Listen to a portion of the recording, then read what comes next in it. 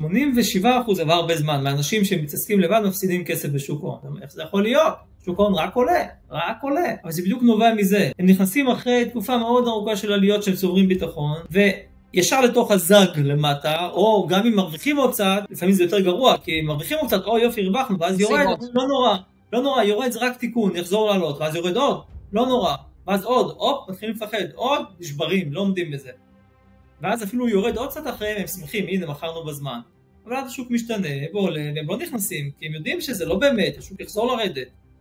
ועולה עוד, ולא ניכנס, ועולה עוד, אולי ניכנס, ועולה, ניכנס. זה שוב תהליך שנכנסים כשלא צריך, מוכרים כשלא צריך, וזה מה שקורה.